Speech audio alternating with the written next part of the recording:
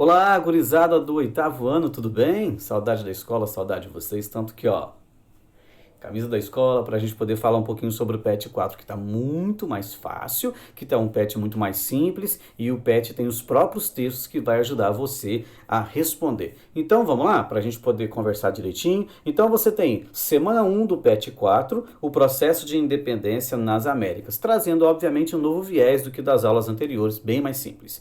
Para começo de conversa, então, ele traz aí um texto: independente sim, politicamente estáveis ainda não. O conceito de independência passa pela ideia de que você assume o seu próprio comando, as suas próprias regras. Para a gente poder compreender a independência, vamos dizer assim, fazendo a comparação, imagina que você tem a sua casa, você é dono da sua casa, você tem as suas coisas dentro da sua casa, mas quem determina os seus horários é o seu vizinho. Quem determina a hora que você faz ou não o seu almoço é o vizinho. Quem determina o que você pode comprar ou não é o seu vizinho. Então você é dono da sua casa, mas você não manda. Então a independência, ela tem esse significado. O país é livre, ele tem suas próprias regras. Politicamente estáveis, não. Ou ainda politicamente estável no sentido de que a economia já vai bem, no sentido de que não tem perigo de alguém avançar sobre a minha fronteira, tem uma certa estabilidade, uma certa tranquilidade, certo? Vamos lá então. Você vai ler o texto, certo? Tranquilo, não é um texto grande e vai responder as atividades que, como eu falei para vocês, estão menores e muito mais simples mesmo. Aqui fala um pouquinho da competição de futebol sul-americano, a Libertadores da América, e pede para você fazer uma lista dos países latino-americanos e quem foi ou quais foram as pessoas que se libertaram, proclamaram as suas independências. No texto tem algumas e eu deixei a lista completa aqui embaixo no grupo do WhatsApp para você responder. Bem simples. Número 2 vai falar um pouquinho sobre a doutrina Monroe. Monroe é o sobrenome de um dos presidentes americanos da década de 60 e ele lançou uma doutrina. O que seria, no caso aqui, uma doutrina? Uma ideia de como a América devia se desenvolver. Basicamente era América para os americanos, que era o lema da doutrina Monroe, que proibia ou dificultava demais que os europeus, por exemplo, pudessem ter uma interferência maior nos países americanos. Então dá uma lida lá. E o que foi a doutrina Monroe? Acho que eu falei meu inglês certo. Qualquer coisa o Alexandre conserta para nós aí depois. Países como Cuba e Porto Rico tornaram-se realmente independentes no século XIX.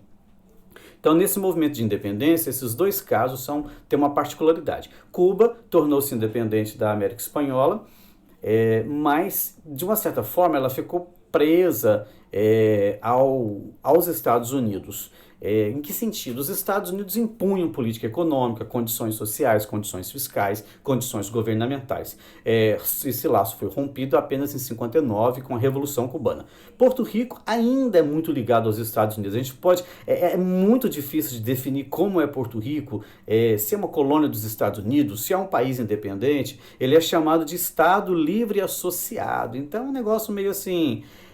mas não é. De uma certa forma, os Estados Unidos têm uma influência imensa sobre Porto Rico. Tanto que os cidadãos porto-riquenhos têm algumas boas vantagens da nacionalidade americana, mas nem tudo, tá? Então, ainda é um caso à parte. Você vai ver sobre Porto Rico aí um pouquinho, tá?